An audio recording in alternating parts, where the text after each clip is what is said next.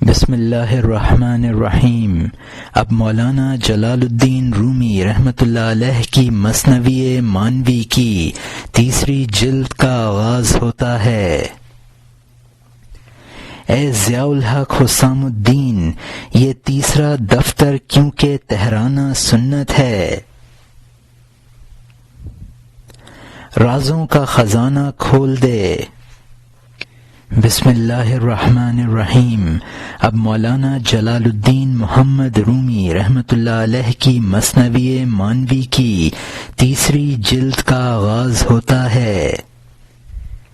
اے ضیاء الحق حسام الدین، لا، یہ تیسرا دفتر کیونکہ تہرانہ سنت ہے، رازوں کا خزانہ کھول دے، تیسرے دفتر میں عذروں کو چھوڑ دے۔ یہاں مترجم نے حاشیے میں لکھا ہے کہ ضیاء الحق چلپی مولانا کے وہی خلیفہ اور مرید ہیں جو مثنوی لکھنے کے محرک ہوئے۔ طہارت ظاہری وضو اور غسل میں 3 بار دھونا مسنون ہے، لہذا طہارت باطنی جو کہ مثنوی کے مضامین سے حاصل ہوتی ہے، اس کے لیے بھی تیسرے دفتر میں تیسری بار مضامین لانا مناسب ہے۔ عذر جو دوسرے دفتر کی تاخیر سے شروع کرنے کا سبب بنے تھے، ان کو اعذار کہا ہے، اور یہاں حاشیہ ختم ہوتا ہے۔ تیسری طاقت اللہ کی طاقت سے جوش مارتی ہے، نہ کہ رگوں سے جو گرمی سے پھڑکتی ہے۔ یہ سورج کا چراغ جو روشن ہوتا ہے بتی اور روئی اور تیل کی وجہ سے نہیں ہے۔ یہاں مترجم نے حاشیے میں لکھا ہے، یعنی جسمانی کمزوری کا عذر نہ کر، کیونکہ تیری قوت جسم اور رگوں کی پیداوار نہیں ہے بلکہ عطائے خداوندی ہے۔ چراغ جس طرح سورج کی روشنی ظاہری اسباب کی بنا پر نہیں ہے، اسی طرح تمہاری طاقت اسباب ظاہری سے متعلق نہیں ہے۔ اور یہاں حاشیہ ختم ہوتا ہے۔ آسمان کی چھت جو اس طرح سے ہمیشہ سے ہے، رسے اور ستون کی وجہ سے قائم نہیں ہے۔ حضرت جبرائیل علیہ السلام کی قوت مطبخ کی وجہ سے نہ تھی، وجود کو پیدا کرنے والے اللہ کے دیدار کی وجہ سے تھی۔ یہاں مترجم نے حاشیے میں لکھا ہے کہ آسمانوں کا قیام بھی اسباب ظاہری سے متعلق نہیں ہے۔ حضرت جبرائیل علیہ السلام کی یہ قوت کہ بازو کے سہارے بستیوں کو الٹ دیا، جسمانی غذا کی وجہ سے نہ تھی۔ اور یہاں حاشیہ ختم ہوتا ہے۔ اسی طرح اللہ تعالی کے ابدال کی قوت اللہ کی جانب سے سمجھ لے، نہ کہ کھانے اور طباق کی وجہ سے۔ ان کے جسم کو بھی نور سے بنایا ہے، یہاں تک کہ وہ روح اور فرشتے سے بڑھ گئے ہیں، چونکہ تو بڑے وصفوں سے موصوف ہے۔ حضرت خلیل علیہ السلام کی طرح نمرود کی آگ سے گزر جا، آگ بھی تجھ پر سلامتی اور ٹھنڈک بن جائے گی۔ اے وہ کہ عناصر اربعہ تیرے مزاج کے غلام ہیں، عناصر ہر مزاج کا سرمایہ ہے، اور تیرا یہ مزاج ہر مرتبہ سے بالا تر ہے۔ یہاں مترجم نے حاشیے میں لکھا ہے کہ اولیاء اللہ کی قوت من جانب اللہ ہوتی ہے، مادی نہیں ہوتی ہے۔ ابدال کے اجسام بھی نورانی ہیں، اور وہ انسانی روح اور تمام فرشتوں سے بڑھے ہوئے ہیں۔ شیخ حسام الدین کو خطاب ہے۔ عناصر اربعہ آپ کے مزاج سے مغلوب ہیں، لہذا آگ آپ کے لیے ٹھنڈک اور سلامتی ہے۔ عام انسانوں کا مزاج عناصر اربعہ سے بنا ہے، لیکن آپ کا مزاج اللہ کے اخلاق سے بنا ہے۔ اور یہاں حاشیہ ختم ہوتا ہے۔ وسیع عالم میں تیرا یہ مزاج اب وحدت کی صفت کو بننے والا ہو گیا ہے، وحدت کی صفت کو چننے والا ہو گیا ہے۔ ہائے افسوس، لوگوں کی فہموں کا میدان بہت تنگ ہے، مخلوق حلق نہیں رکھتی ہے۔ اے ضیاء الحق، تیری رائے کی ہوشیاری سے تیرا طور پتھر کو حلق بخش دیتا ہے۔ کوہ طور نے تجلی میں حلق پا لیا، یہاں تک کہ اس نے شراب پی اور شراب کو برداشت نہ کر سکا۔ ساردکم منہ وانشق الجبل هل رأیتم من جبل رقص الجمل، وہ ٹکڑے ہو گیا اور پہاڑ پھٹ گیا، کبھی تم نے پہاڑ سے اونٹ کا رقص دیکھا ہے؟ یہاں مترجم نے حاشیے میں لکھا ہے، یعنی آپ چونکہ اخلاق الہی کے ساتھ متصف ہیں، لہذا آپ کو اللہ سے اتحاد حاصل ہو گیا ہے۔ عوام کی سمجھ کے گلے سے یہ مضمون وحدت نہیں اترتا ہے، عوام وہ حلقوم نہیں رکھتے ہیں جو ان مضامین کو نگل سکے، لیکن ضیاء الحق میں وہ طاقت ہے کہ پتھر کے گلے سے بھی اس مضمون کو اتار سکتا ہے۔ مضامین معرفت کو کوہ طور سمجھا، حالانکہ وہ پتھر ہے۔ کوہ طور کا رقص معرفت کی شراب پی لینے کی وجہ سے تھا۔ اور یہاں حاشیہ ختم ہوتا ہے۔ لقمہ دینا ہر شخص سے ہر شخص کے لیے ہو سکتا ہے، حلق بخشنا صرف اللہ تعالی کا کام ہے۔ وہ جسم روح کو حلق بخش دیتا ہے، تیرے ہر عضو کو علیحدہ حلق بخش دیتا ہے۔ یہاں مترجم نے حاشیے میں لکھا ہے کہ ایک انسان دوسرے کو لقمہ تو دے سکتا ہے، لیکن حلق عطا کرنا صرف خدا کا کام ہے، یعنی تعلیم و تربیت دینا تو انسانی فعل ہے، لیکن طالب کے اعضاء کا اس کو قبول کرنا اور اس میں قبولیت کی استعداد پیدا کرنا اللہ ہی کا کام ہے۔ اللہ تعالی ہر عضو کو اور روح کو اس کے مناسب حلق بخشتا ہے۔ اور یہاں حاشیہ ختم ہوتا ہے۔ یہ اس وقت بخشتا ہے جب تو اجلالی ہو جائے، فریب اور کھوٹ سے خالی ہو جائے، تاکہ تو شاہ کا راز ہر شخص سے نہ کہے، تاکہ تو قند کو مکھی کے آگے نہ گرائے۔ اللہ کے راز اس شخص کا کان سنتا ہے جو سوسن کی طرح 100 زبانوں کے باوجود گونگا ہے۔ اللہ تعالی کی مہربانی مٹی کو حلق عنایت کرتی ہے، یہاں تک کہ مٹی پانی پیتی ہے اور سینکڑوں گھاسیں اگاتی ہے۔ یہاں مترجم نے حاشیے میں لکھا ہے کہ اللہ تعالی ہر عضو اور روح کو حلق اس وقت بخشتا ہے جب انسان خدائی اخلاق سے موصوف ہو جائے اور رذائل سے اپنے آپ کو پاک کر لے۔ اور یہاں حاشیہ ختم ہوتا ہے۔ پھر اللہ حیوان کو حلق اور ہونٹ بخشتا ہے، یہاں تک کہ وہ تلاش کر کے اس خاک کی گھاس کھاتا ہے۔ جب اس حیوان نے اس خاک کی گھاس کھائی اور موٹا ہو گیا، حیوان انسان کا لقمہ بنا اور ختم ہو گیا، پھر مٹی آئی، وہ انسان کو نگل جانے والی بنی، جبکہ انسان سے روح اور بینائی جدا ہو گئی۔ یہاں مترجم نے حاشیے میں لکھا ہے کہ نباتات کو بھی نباتات کو اپنی غذا بنا لیتے ہیں۔ اللہ تعالی ہر عضو اور روح کو حلق اس وقت بخشتا ہے جب انسان خدائی اخلاق سے موصوف ہو جائے اور رذائل سے اپنے آپ کو پاک کر لے۔ جب اللہ کی یہ عطا تمہیں حاصل ہو جائے تو نااہلوں پر اصرار ظاہر نہ کرو۔ معارف الہیہ اس وقت حاصل ہوتے ہیں جب کہ انسان میں ان کے اخفاء کی پوری صلاحیت پیدا ہو جائے اور نااہلوں کے سامنے ان کو ظاہر نہ کرنے پر اس کو قدرت حاصل ہو جائے۔ اللہ نے زمین کو بھی حلق عنایت فرمایا ہے۔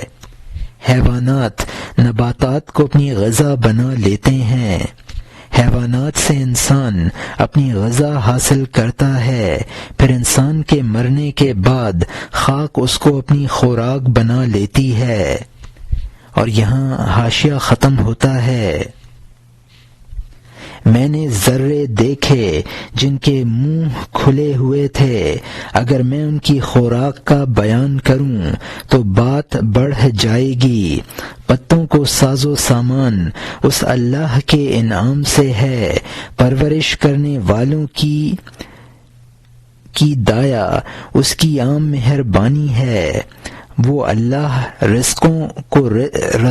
رزقوں کو رزق دیتا ہے، کیونکہ گیہوں بغیر غذا کے کب پرورش پاتا ہے۔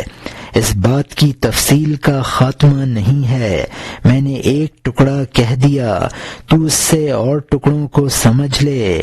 تمام عالم کو کھانے والا اور کھایا ہوا سمجھ، باقی رہنے والوں کو مقبول اور با اقبال سمجھ۔ یہاں مترجم نے حاشیے میں لکھا ہے کہ کائنات میں باہمی تنازع للبقاء کا نظام جاری ہے اور کائنات کا ہر ذرہ دوسرے کو کھانے کے لیے منہ کھولے ہوئے ہے۔ پتے جو حیوانات کی خوراک ہیں ان کو بھی اللہ تعالی خوراک عطا فرماتا ہے۔ کائنات میں جو چیزیں دوسروں کی پرورش کرتی ہیں ان کی خدا پرورش کرتا ہے۔ گیہوں خود رزق ہے، لیکن اگر اس کو رزق میسر نہ آئے تو اس کی پرورش نہ ہو۔ عالم امکان میں یہ سب چیزیں ایک دوسرے کو فنا کر رہی ہیں۔ بقا صرف ان کو حاصل ہے جو مقبول بارگاہ الہی ہیں۔ اور یہاں حاشیہ ختم ہوتا ہے۔ یہ عالم اور اس کے باشندے جدا ہو جانے والے ہیں، وہ عالم اور اس کے باشندے ہمیشہ رہنے والے ہیں۔ یہ عالم اور اس کے عاشق مٹ جانے والے ہیں، اس عالم والے ہمیشہ اور اکٹھے رہنے والے ہیں۔ تو بزرگ وہ ہے جو اپنے آپ کو بھلا دے آب حیات تاکہ ہمیشہ رہے، اپنے آپ کو پلا دے آب حیات تاکہ ہمیشہ رہے۔ یہاں مترجم نے حاشیے میں لکھا ہے کہ عالم امکان متضاد عناصر سے بنے ہیں۔ اور یہاں حاشیہ ختم ہوتا ہے۔ بھلا بزرگ باقی رہنے والی نیکیوں میں سے ہے جو سینکڑوں آفتوں اور خطروں اور خوف سے نجات پا گیا ہے۔ اگر وہ 1000 ہیں تو بھی ایک سے زیادہ نہیں ہیں۔ تعداد سجھانے والے خیالات کی طرح نہیں ہیں۔ کھانے والے اور کھائے جانے والے کا حلق اور گلا ہوتا ہے۔ غالب اور مغلوب کے لیے عقل اور رائے ہے۔ اس نے انصاف کی لاٹھی کو حلق بخشا، وہ بہت سی لاٹھیوں اور رسیوں کو نگل گئی۔ اس سب کچھ کھانے سے اس میں اضافہ نہ ہوا، کیونکہ اس کا کھانا اور صورت حیوانی نہ تھا۔ یہاں مترجم نے حاشیے میں لکھا ہے کہ بزرگ جب کہ مجموعہ فضائل بن گیا تو وہ مجسم باقی رہنے والی نیکی بن گیا۔ اولیاء اور بزرگ یک روح 1000 قلب ہوتے ہیں۔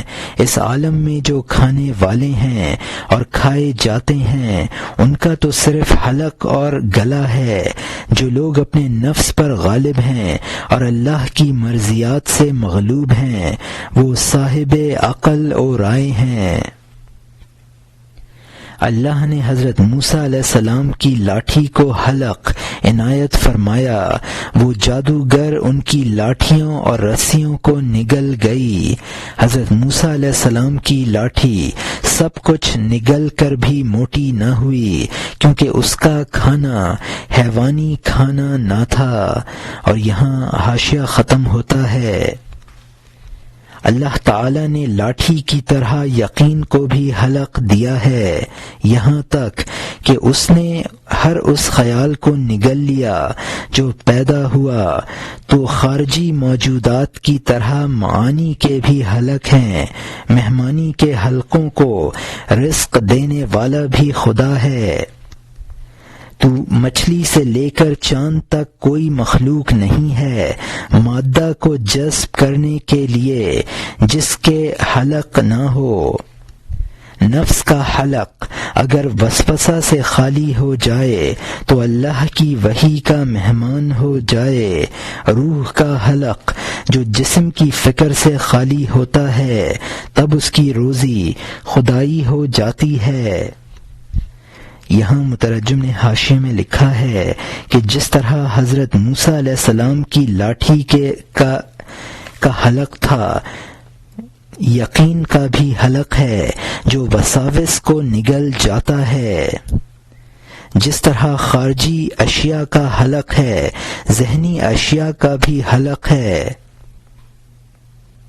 اگر انسان اپنے آپ کو وساوس شیطانی سے پاک کر لے، یہاں مترجم کا حاشیہ ختم ہوتا ہے۔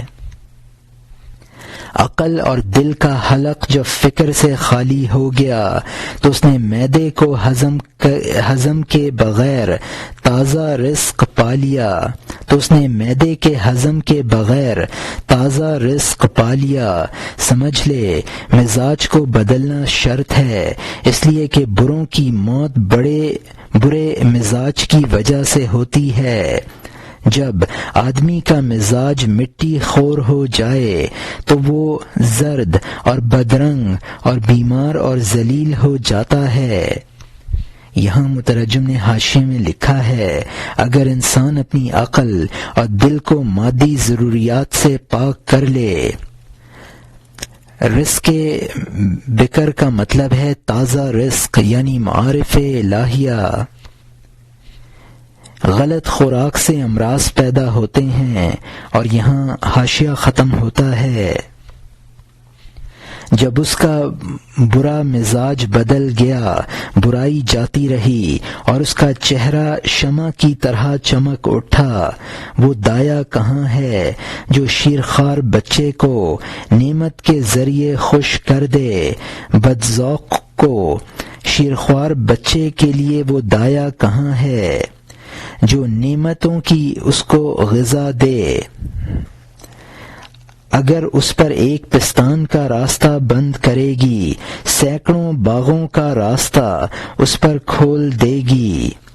یہاں مترجم نے حاشیے میں لکھا ہے کہ جب مادی مزاج میں تبدیلی آ جاتی ہے تو انسان انوار الہی کا محل بن جاتا ہے۔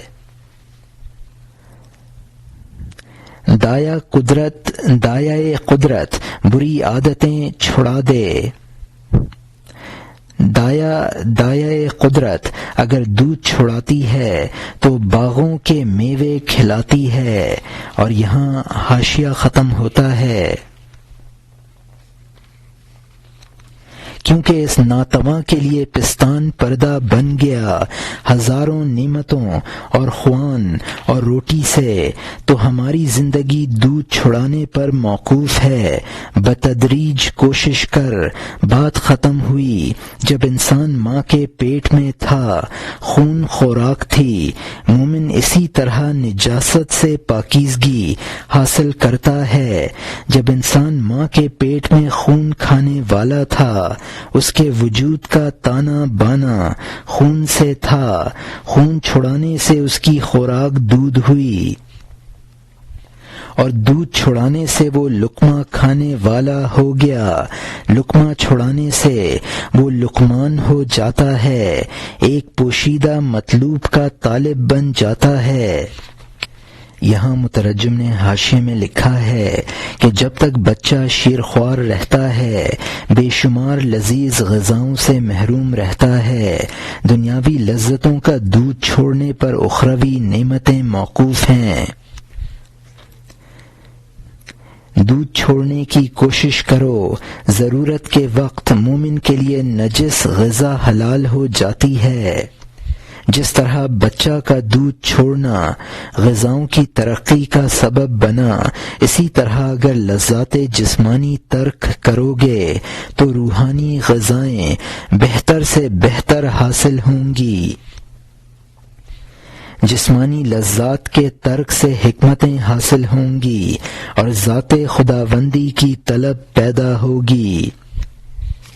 یہاں لقمان سے مراد صاحب حکمت ہے، اور یہاں حاشیہ ختم ہوتا ہے۔ اگر پیٹ کے بچے سے کوئی رحم میں کہتا باہر ایک بڑی منظم دنیا ہے، ایک لمبی چوڑی دلکشا زمین ہے، اس میں بے شمار نعمتیں اور بے حد غذائیں ہیں، پہاڑ ہیں، دریا ہیں اور جنگل ہیں، گلستان ہیں، باغات ہیں، کھیتیاں ہیں، بہت اونچا آسمان ہے اور منور آفتاب اور چاند اور سینکڑوں ستارے ہیں۔ یہاں مترجم نے حاشیے میں لکھا ہے کہ بنات النعش کا باریک پہلا ستارہ کو سہا کہتے ہیں۔ وہ ہوا جو جانب جنوب سے چلے اس کو جنوب کہا ہے۔ رحم مادر کے کنویں کو ہواچا کہا ہے، چاہ کہا ہے۔ چار میخ کا مطلب ہے ایک قسم کی قید ہے جس میں قیدی کے چاروں ہاتھ پیر رسیوں سے باندھ کر 4 کیلوں سے باندھ دیے جاتے ہیں، اور یہاں حاشیہ ختم ہوتا ہے۔ جنوبی اور شمالی اور مغربی ہواؤں سے باغات جشن اور تازگی رکھتے ہیں، اس کے عجائب بیان نہیں ہو سکتے ہیں۔ تو اس اندھیرے میں آزمائش میں کیوں ہے؟ تنگ قید خانے میں تو خون کھا رہا ہے، بندش اور نجاستوں اور مشقت میں وہ اپنی حالت کے تقاضے سے منکر ہوتا ہے، اس پیغام سے اعراض کرنے والا اور کافر ہوتا ہے کہ یہ ناممکن ہے اور فریب ہے اور دھوکہ ہے، کیونکہ اندھے کا وہم ان باتوں سے دور ہے۔ اس کے ادراک نے چونکہ اس چیز کی جنس نہیں دیکھی، اس کا انکار کرنے والا احساس ان باتوں کو نہیں سنتا ہے۔ اسی طرح دنیا کی تمام مخلوق ان کو ابدال اس عالم کے بارے میں کہتے ہیں کہ یہ عالم ایک بہت تاریک اور تنگ کنواں ہے، اس سے باہر ایک بے بو اور بے رنگ عالم ہے، ان میں سے کسی کے کان میں بات نہ پہنچی، کیونکہ یہ لالچ گہرا اور موٹا پردہ بن گیا ہے۔ یہاں مترجم نے حاشیے میں لکھا ہے کہ رسالت کا یہاں مطلب ہے خارجی دنیا کا بیان۔ جس طرح ماں کے پیٹ کا بچہ اس خارجی عالم کی باتوں کا انکار کرتا ہے، اسی طرح عوام عالم آخرت کی باتوں کا انکار کرتے ہیں۔ یہ باتیں دنیا والوں نے نہ مانی، اور یہاں حاشیہ ختم ہوتا ہے۔ لالچ کان کو سننے سے روک دیتا ہے، غرض آنکھ کو باخبر ہونے سے بند کر دیتی ہے، جس طرح سے خون کی لالچ نے اس پیٹ کے بچہ کو جو کہ کم درجہ وطنوں میں اس کی غذا ہے، اس عالم کی بات سے محروم کر دیا، اس کے دل کے لیے جسم کے خون کو محبوب کر دیا، نعمت کی ان تمام قسموں سے محروم رہا، خون کے علاوہ وہ غذا کھانا نہیں جانتا۔ تجھ پر بھی اس دنیا کی خوشی کا لالچ اس دائمی خوشی کا پردہ بن گیا۔ دھوکے سے پر اس زندگی کے لالچ اور ذوق نے سچی زندگی سے تجھے اندھا کر دیا۔ اچھی طرح سمجھ لے، لالچ تجھے اندھا بناتا ہے، یقیناً تجھ پر یقین کو پوشیدہ کر دیتا ہے۔ لالچ کی وجہ سے تجھے حق باطل نظر آتا ہے، لالچ کی وجہ سے حد درجے اندھا پن تجھ میں بڑھ جاتا ہے۔ اور یہاں مترجم نے حاشیے میں لکھا ہے کہ انسان دنیاوی لالچ کی وجہ سے اخروی نعمتوں سے محروم ہو جاتا ہے۔ اور یہاں حاشیہ ختم ہوتا ہے۔ سچوں کی طرح تو لالچ سے بیزار بن تاکہ اس چوکھٹ پر تو پیر رکھ سکے۔ جب تو اس درگاہ میں پہنچ جائے گا، نجات پا لے گا، دنیا کے غم اور خوشی سے قدم باہر رکھے گا، تیری روح کی آنکھ روشنی اور حق دیکھنے والی بن جائے گی، زمین کا نور کفر کے اندھیرے سے پاک ہو جائے گا، دل و جان سے مردان حق آگاہ کی نصیحت قبول کرنے والا بن تاکہ تو خوف سے نجات پا جائے اور امن میں رہے۔ اب اس کی مثال اور ایک قصہ سن لے تاکہ تجھے حقیقتاً روح کا نور حاصل ہو جائے۔ اب نئے مضمون کا آغاز ہوتا ہے جس کا عنوان ہے قصہ خورند گانے پیل بچگاں از حرص و ترک نصیحت ناصحاں، یعنی لالچ کی وجہ سے ہاتھی کے بچوں کو کھانے والوں کا قصہ اور نصیحت کرنے والوں کی نصیحت کو ترک کرنا۔ تو نے وہ قصہ سنا ہے کہ ہندوستان میں ایک عقل مند نے دوستوں کے گروہ کو دیکھا، بھوکے تھکے ہوئے، بے ساز و سامان اور ننگے، سفر سے اور دراز راستے سے آ رہے تھے۔ اس کی دانائی کی محبت جوش میں آئی اور ان کو تپاک سے سلام کیا اور پھول کی طرح کھل گیا۔ یہاں مترجم نے حاشیے میں لکھا ہے کہ اس قصے کا خلاصہ یہ ہے کہ ان لوگوں نے ناصح کی نصیحت نہ مانی اور ہلاک ہوئے، اسی طرح ابدال کی نصیحت نہ ماننے سے ہلاکت ہوتی ہے۔ اور یہاں حاشیہ ختم ہوتا ہے۔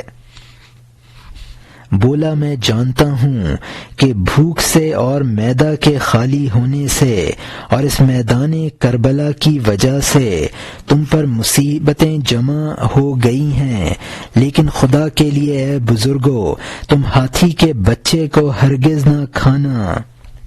جس جانب تم اب جا رہے ہو ہاتھی ہے، دل و جان سے میری نصیحت سن لو۔ تمہارے راستے میں ہاتھی کے بچے ہیں جن کا شکار تمہیں بہت مرغوب ہے۔ یہاں مترجم نے حاشیے میں لکھا ہے کہ کربلا وہ علاقہ ہے جہاں امام حسین رضی اللہ عنہ شہید ہوئے۔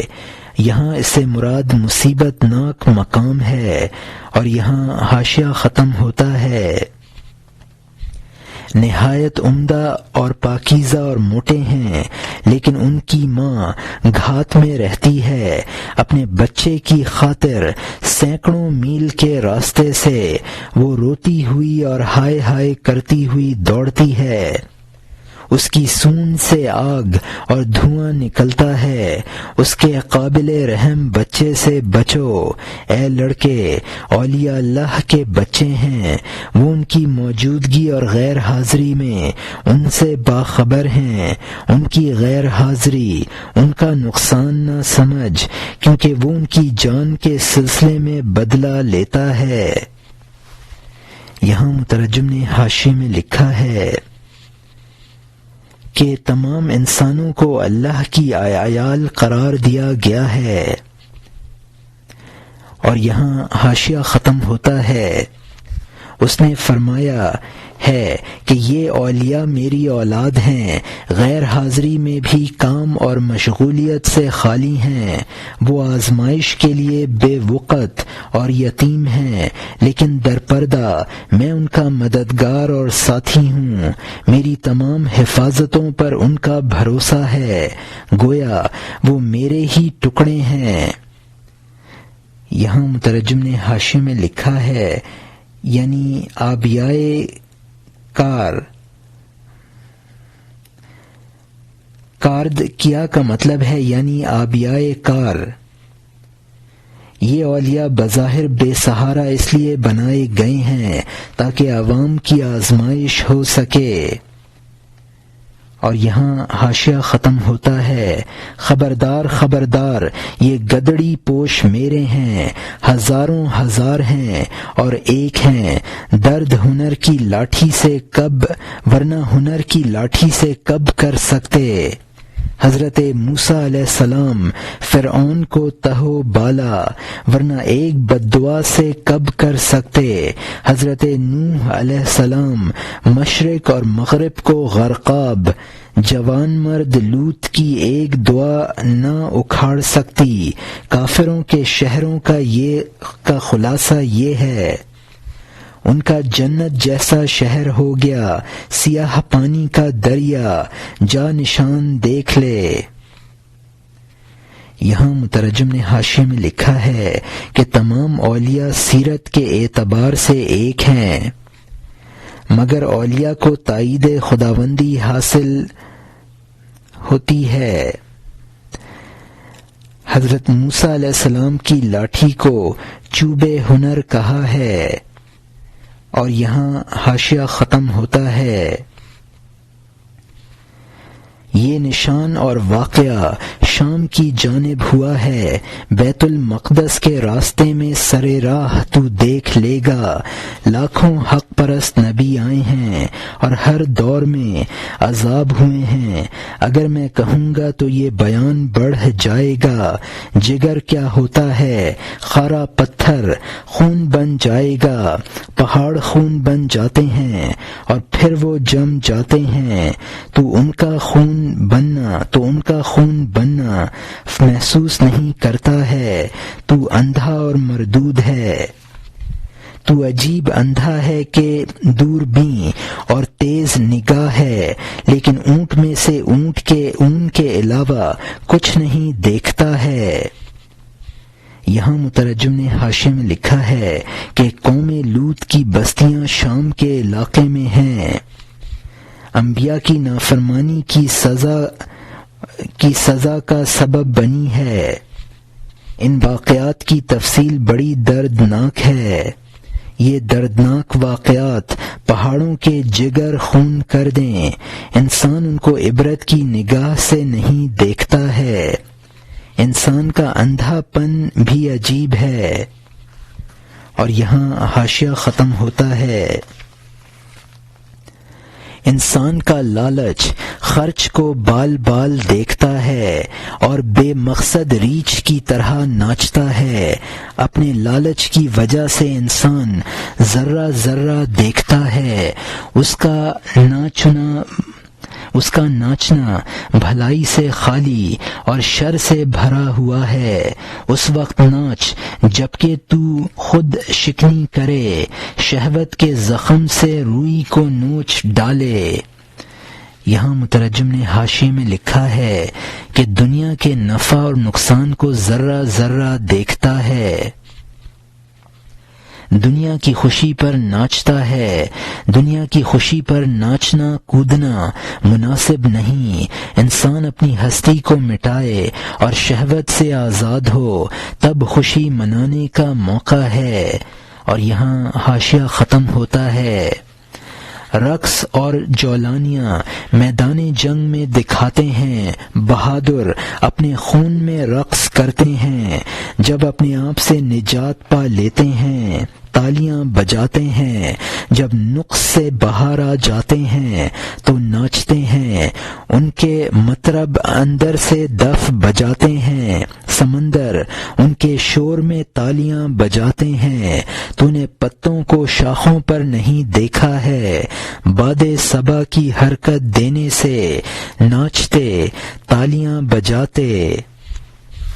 یہاں مترجم نے حاشیے میں لکھا ہے کہ مردوں کا رقص میدان جہاد میں اپنے آپ کو فنا کرتے وقت ہوتا ہے، جب اپنے برے اخلاق، حسد و کبر وغیرہ سے نجات پا جاتے ہیں اور نقص سے بری ہو جاتے ہیں تو تالیاں بجاتے اور رقص کرتے ہیں۔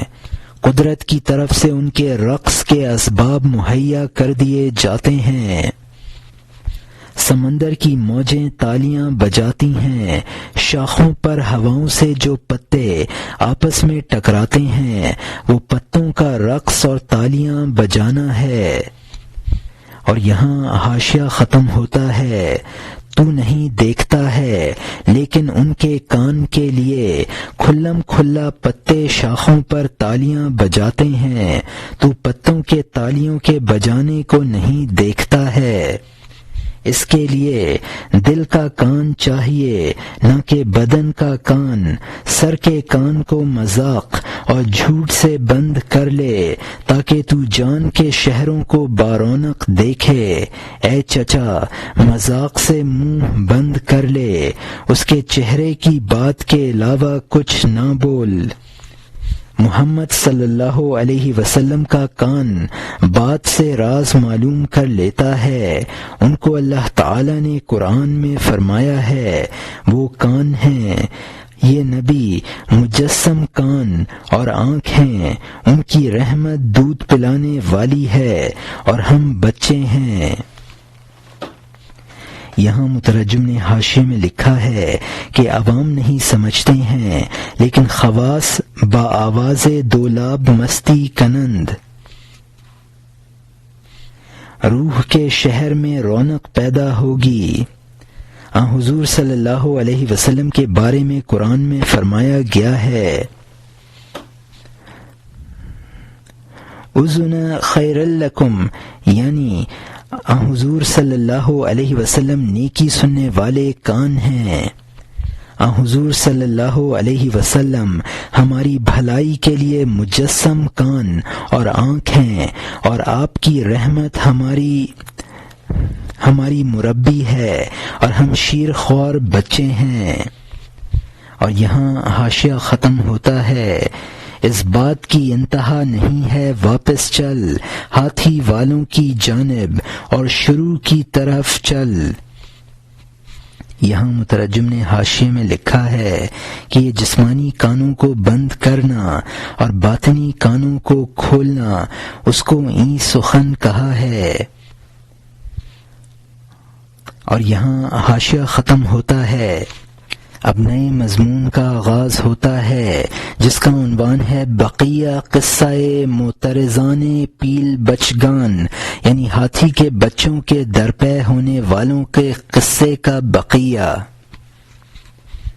ہاتھی ہر منہ کو سونگتا ہے، ہر انسان کے معدے کے گرد چکر لگاتا ہے تاکہ کہیں اپنے بچے کے کباب کی خوشبو پالے، تاکہ بدلے میں 100 زخم لگائے، تاکہ کہیں بچے کے کباب کی خوشبو پالے اور بدلے میں اس کے زخم لگائے۔ تو اللہ کے بندوں کے گوشت کھاتا ہے، ان کی غیبت کرتا ہے، سزا پاتا ہے۔ خبردار، تمہارے منہ کی خوشبو سونگنے والا خدا ہے، سوائے اس کے جو سچا ہے کون جان بچا سکتا ہے۔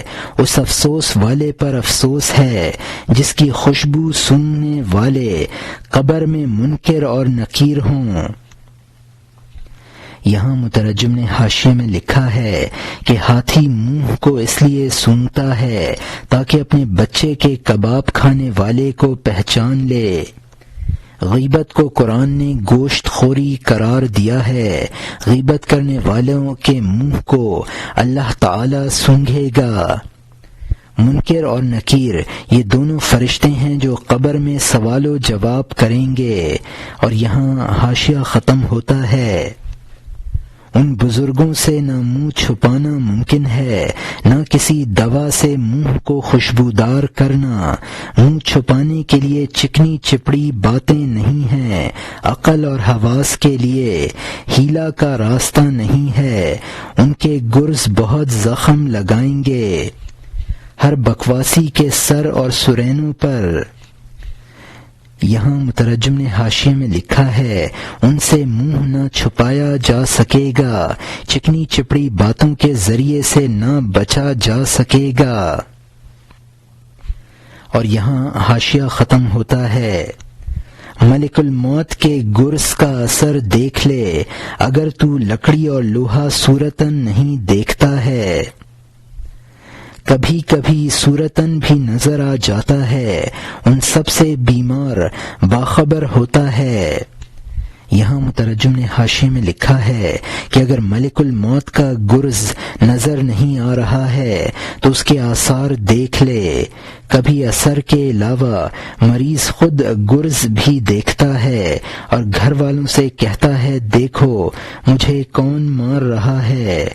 اور یہاں حاشیہ ختم ہوتا ہے۔ بیمار کہتا ہے کہ اے میرے محترم دوست، میرے سر کی مانگ پر یہ تلوار کیسی ہے، جبکہ اس کے دوستوں میں سے کوئی نہیں دیکھتا ہے۔ ہر ایک جواب میں کہتا ہے اے چچا ہمیں نظر نہیں آتا ہے، یہ وہم ہوگا۔ کیسا وہم؟ یہ تو چل چلاؤ ہے۔ یہ کیسا خیال ہے کہ اوندھا آسمان اس خیال کے ڈر سے ویسا ہی ہو گیا۔ گرز اور تلواریں محسوس ہو گئیں بیمار کو اور اس کا سر اوندھا ہو گیا۔ وہ دیکھ لیتا ہے کہ وہ اس کے لیے ہیں۔ دوست اور دشمن کی آنکھ اس سے بند ہے۔ دنیا کا لالچ گیا اور اس کی آنکھ تیز ہوئی، اس کی آنکھ خون ریز ہونے کے وقت روشن ہوئی۔ یہاں مترجم نے حاشیے میں لکھا ہے کہ یہ وہمی بات نہیں ہے بلکہ میری جان نکالنے کے لیے مجھے مار رہے ہیں۔ اب یہ میرے کوچ کا وقت ہے۔ اسرائیل علیہ السلام کی تلوار وہمی نہیں ہے بلکہ ایسی یقینی ہے کہ اب اس کے اثر سے زمین و آسمان وہم نظر آتے ہیں۔ صرف بیمار دیکھتا ہے، وہ گرز صرف بیمار دیکھتا ہے اور کوئی نہیں دیکھتا۔ صرف اس کے دیکھنے کی یہ وجہ ہے کہ اس کی آنکھ حرص دنیا سے خالی ہو چکی ہے۔ اور یہاں حاشیہ ختم ہوتا ہے۔ اس کی آنکھ بے وقت کا مرغا ہو گئی، اس کے تکبر اور غصہ کے نتیجہ میں اس مرغ کا سر قلم کرنا ضروری ہو جاتا ہے جو بغیر وقت کے گھنٹی بجائے۔ یہاں مترجم نے حاشیے میں لکھا ہے اگر پہلے سے حرص ختم ہو جاتی اور عذاب کی کیفیت نظر آ جاتی تو نیک اعمال کر سکتا۔ اب آنکھ کا کھلنا بے وقت ہے اور بے وقت کام کا نتیجہ ہلاکت ہوتا ہے، جیسا کہ بے وقت اذان دینے والا مرغ ذبح کر دیا جاتا ہے۔ اور یہاں حاشیہ ختم ہوتا ہے۔ تیری جان کے کسی جز کا ہر وقت نزع ہے، جان کے نزع میں اپنے ایمان کی نگرانی کر، تیری عمر اشرفیوں کی تھیلی کی طرح ہے۔ دن اور رات اشرفیاں شمار کرنے والے کی طرح ہیں، بغیر توقف وہ اشرفیاں گنتے اور دیتے ہیں، یہاں تک کہ ہمیانی خالی ہو جاتی ہے اور گرہن آ جاتا ہے۔ اگر تو پہاڑ سے لیتا رہے اور اس کی جگہ کچھ نہ رکھے، اس دینے سے پہاڑ جڑ سے ختم ہو جائے گا۔ یہاں مترجم نے حاشیے میں لکھا ہے کہ ہر آن انسان کے جسم کے اجزاء فنا ہوتے رہتے ہیں اور ان کی جگہ دوسرے اجزاء لیتے رہتے ہیں۔ عمر کے چاند کو گرہن لگ جاتا ہے. اگر پہاڑ کے پتھر مسلسل نکالتے رہو گے تو ایک دن وہ پہاڑ ختم ہو جائے گا. اور یہاں حاشیہ ختم ہوتا ہے. تو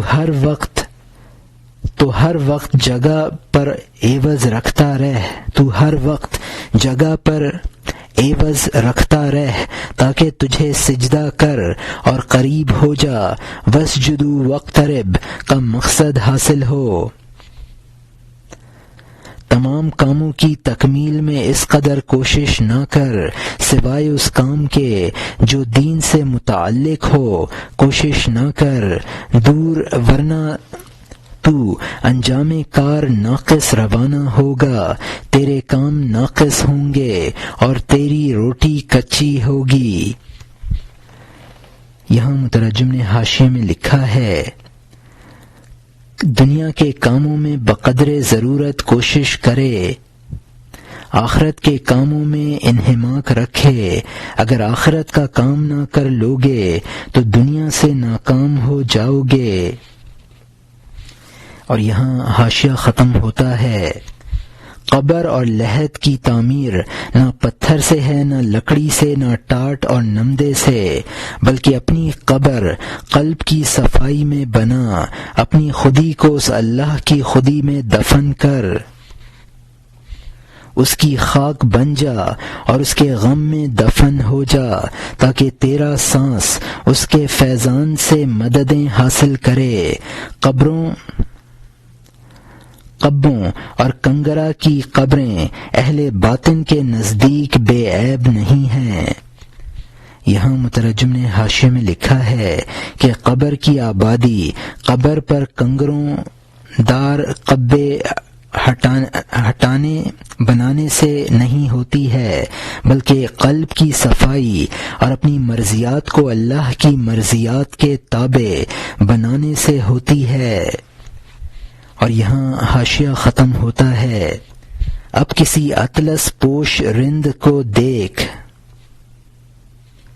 کوئی اطلس اس کی روح کی دستگیری کرے گا.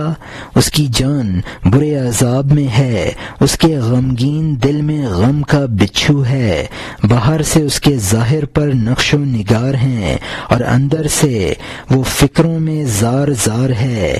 اور ایک کو تو پرانی گدڑی میں دیکھے گا، اس کا فکر مصری کی طرح ہے اور بات شکر جیسی. یہاں مترجم نے حاشیے میں لکھا ہے کہ بدعمالی کے ساتھ قبر پر قبہ بنانے کی مثال یہ ہے کہ ایک رند کو اطلس کی قبا پہنا دی جائے. اچھا لباس پہننے سے سکون قلب حاصل نہیں کر سکتا. اگر نیک اعمال انسان گدڑی میں بھی ہو تو اس کا دل باغ باغ ہوتا ہے. اور یہاں حاشیہ ختم ہوتا ہے. اب نئے مضمون کا آغاز ہوتا ہے جس کا عنوان ہے باز گشتن بحکایت پیل بچگان، یعنی ہاتھی کے بچوں کی حکایت کی طرف واپسی. نصیحت کرنے والے نے کہا، میری یہ نصیحت سن لو تاکہ تمہارا دل اور جان مشقتوں میں نہ پھنسے. گھاس اور پتوں پر قناعت کر لو، ہاتھی کے بچوں کو شکار کرنے کے درپے نہ ہو. میں نے اپنی گردن سے نصیحت کا قرض اتار دیا. نصیحت کا نتیجہ نیک بختی کے سوا کب ہوتا ہے. میں پیغام پہنچانے آیا ہوں تاکہ تمہیں شرمندگی سے رہائی دوں. خبردار ایسا نہ ہو کہ لالچ تمہارا رہزن بن جائے، خوراک کا لالچ تمہیں جڑ سے اکھاڑ دے. یہ کہا اور خدا حافظ کہہ کر چل دیا. قحط اور بھوک نے راستے میں زور پکڑا. ایک راستے پر انہوں نے اچانک دیکھا ہاتھی کا بچہ موٹا اور نوعمر. وہ مست بھیڑوں کی طرح اس پر ٹوٹ پڑے. بھیڑیوں کی طرح اس پر ٹوٹ پڑے، اس کو چٹ کر گئے اور انہوں نے ہاتھ دھو لیے۔ اور یہاں مترجم نے حاشیے میں لکھا ہے کہ بھوک کے وقت پتے اور گھاس کھا لینا، ہاتھی کے بچوں کا شکار نہ کرنا۔ ناصح نے کہا، میں نے نصیحت کا قرض ادا کر دیا ہے۔ نیک بختی نصیحت قبول کرتا ہے، لالچ کی وجہ سے ہاتھی کے بچوں کا شکار نہ کرنا۔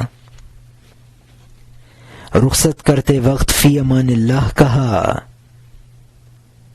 اور یہاں حاشیہ ختم ہوتا ہے۔ ایک ساتھی نے نہ کھایا اور نصیحت کی، کیونکہ اس کو اس فقیر کی بات یاد تھی۔ وہ بات اس کے لیے اس کے کباب سے مانع بنی۔ پرانی عقل تجھے نیا نصیبہ عنایت کرتی ہے۔ پھر وہ لیٹ گئے اور سب سو گئے۔ وہ بھوکا گلے میں چرواہے کی طرح تھا۔ اس نے دیکھا کہ ایک خوفناک ہاتھی آ پہنچا، پہلے آیا اور نگہبان کی طرف دوڑا۔ اس کے منہ کو اس نے 3 بار سونگھا، اس کو کوئی ناگوار بو نہ آئی۔ چند بار اس کے گرد چکر کاٹے اور چلا گیا۔ اس بڑے موٹے ہاتھی نے اس کو نہ ستایا۔ یہاں مترجم نے حاشیے میں لکھا ہے کہ پند دات کا مطلب ہے دوسروں کو نہ کھانے کی نصیحت کی۔ جس نے کباب نہ کھائے تھے وہ پاسبانی کرنے لگا۔ اور یہاں حاشیہ ختم ہوتا ہے۔ پھر اس نے ہر سوئے ہوئے کے ہونٹ سونگھے۔ اس کو سوئے ہوئے آدمی سے بو آتی تھی، کیونکہ اس نے ہاتھی کے بچہ کے کباب کھائے تھے۔ ہاتھی نے اس کو پھاڑ دیا اور مار ڈالا۔ اس نے فوراً اس گروہ میں سے ایک ایک کو پھاڑ ڈالا اور اس کو کوئی خوف نہ تھا۔ وہ بے پرواہی سے ہر ایک کو ہوا میں اچھالتا، یہاں تک کہ وہ زمین پر آگ گرتا اور پھٹ جاتا۔ اے مخلوق کا خون پینے والے، واپس لوٹ تاکہ ان کا خون تیرے لیے مارکا نہ پیدا کر دے۔ یقینی طور پر ان کے مال کو ان کا خون سمجھ، اس لیے کہ مال طاقت سے ہاتھ میں آتا ہے۔ ہاتھی کے بچوں کی ماں بدلہ لیتی ہے، ہاتھی کے بچے کے کھانے والے کو بدلے میں مار ڈالتی ہے۔ اے رشوت خور، تو ہاتھی کا بچہ کھاتا ہے، ہاتھی کا محافظ تجھے برباد کر دے گا۔ یہاں مترجم نے حاشیے میں لکھا ہے کہ ہاتھی نے ہر ایک کو ہوا میں اچھالا اور وہ گر کر ریزہ ریزہ ہو گیا۔ اب مولانا رحمۃ اللہ علیہ نصیحت فرماتے ہیں، کسی کے مال کو تباہ کرنا جان کے تباہ کرنے کے برابر ہے۔ اور یہاں حاشیہ ختم ہوتا ہے۔ مکر کرنے والے کو بو نے رسوا کیا۔ ہاتھی اپنے بچے کی خوشبو پہچانتا ہے۔ وہ ذات جو اللہ کی خوشبو یمن سے سونگھ لے، وہ میرے باطل کی بو کو کیوں محسوس نہ کرے گی؟ مصطفیٰ نے جب دور دراز راستے سے بو محسوس کر لی، ہمارے منہ کی بو کیوں نہ محسوس کر لیں گے؟ یہاں مترجم نے حاشیے میں لکھا ہے کہ مکار کو اس کے مکر کی بو رسوا کر دیتی ہے۔ حضور صلی اللہ علیہ وسلم نے فرمایا، مجھے یمن کی طرف سے رحمان کی خوشبو آتی ہے۔ اس میں حضرت اویس قرنی رحمۃ اللہ علیہ کی طرف اشارہ ہے۔ ہمارے سب عیوب حضور صلی اللہ علیہ وسلم پر واضح ہیں، لیکن پردہ پوشی فرماتے ہیں۔ اور یہاں حاشیہ ختم ہوتا ہے۔ وہ محسوس کر لیتے ہیں لیکن ہم سے چھپاتے ہیں۔ اچھی اور بری بو آسمان پر پہنچتی ہے، تو سو جاتا ہے، اور اس حرام کی بو نیلگوں آسمان پر پہنچتی ہے، وہ تیرے برے سانسوں کے ساتھ ہو جاتی ہے، یہاں تک کہ آسمان کی خوشبو سونگھنے والوں تک پہنچ جاتی ہے۔ تکبر کی بو، غصہ کی بو، حرص کی بو پیاس کی طرح بات کرنے میں محسوس ہو جاتی ہے۔ اگر تو قسم کھائے کہ میں نے کب کھائی ہے، پیاز اور لہسن سے میں پرہیز کرتا ہوں، اس وقت قسم تیری چغلی کھائے گی اور ساتھیوں کے دماغ سے ٹکرائے گی۔ یہاں مترجم نے حاشیے میں لکھا ہے، وہ فرشتے جو بدکاروں کی بو سونگھ لیتے ہیں۔ تمام رذائل کی بدبو پیاس کی بدبو کی طرح پھیلتی ہے۔ اگر تو کھانے کا انکار بھی کرے گا تو اس کی بدبو تیرے خلاف گواہی دے گی۔ اور یہاں حاشیہ ختم ہوتا ہے، اس بو کی وجہ سے دعائیں مردود ہوں گی، وہ دل کی کجی زبان پر نمایاں ہو جاتی ہے۔ اس دعا کا جواب اخسو میں آتا ہے، اس کا جواب مار کی لاٹھی ہوتی ہے۔ اگر لفظ ٹیڑھے ہوں اور معنی سیدھے ہوں، وہ لفظوں کی ٹیڑھ اللہ کے یہاں مقبول ہے، اور اگر معنی ٹیڑھے اور تیرے الفاظ اچھے ہوں، وہ اچھے لفظ دمڑی کے قابل بھی نہیں۔ یہاں مترجم نے حاشیے میں لکھا ہے کہ گناہوں کی بو سے دعائیں مردود ہو جاتی ہیں اور دل کی کجی زبان سے ظاہر ہوتی ہے۔ اخسو کا مطلب ہے دور ہو جاؤ، یہ کافروں کی پکار کے جواب میں کہا جائے گا۔ اخلاص کے ساتھ نامناسب لفظ بھی مقبول بارگاہ ہیں۔ اگر دعا میں اخلاص نہیں ہے تو بہتر الفاظ بھی مردود ہیں۔ دوستوں کی غلطی بیگانوں کی اچھائی سے اچھی ہے۔ حضور صلی اللہ علیہ وسلم کے مشہور مؤذن بلال رضی اللہ عنہ ہیں، اور یہاں حاشیہ ختم ہوتا ہے۔